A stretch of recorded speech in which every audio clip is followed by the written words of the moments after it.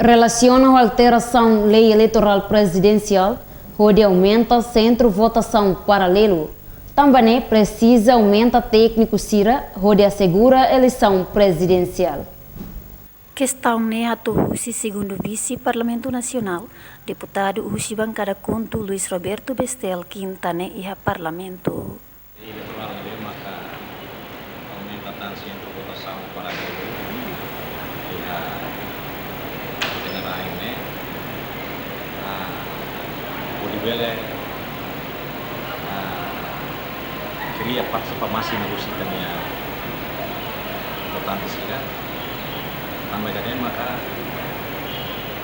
luar parlamento moço uso baik está no sene para atuar aumenta tanto kanya número de staff sila bele controla máximo dia tutani centro votação itu para bele la bele famoso fraude eleitoral da futuro mai. Nhati tem relaciona a alteração lei presidencial, nebe aumenta centro votação paralelo, e dane está Rosene precisa aumenta tan técnico apoio ba eleição atunune label famoso fraude eleitoral.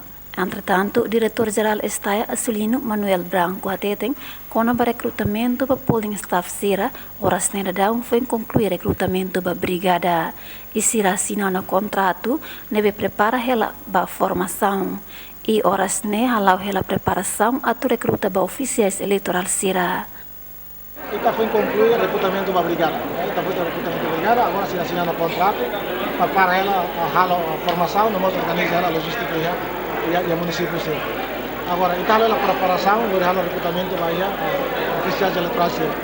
Total, está se o recrutamento por volta de 15.000 oficiais eleitorais. Também por lei, cada estação se composto de semanais anulos. Então, tem 1.500 estações de votos, multiplica por 10 pessoas, que significa que tem 15.000 oficiais eleitorais.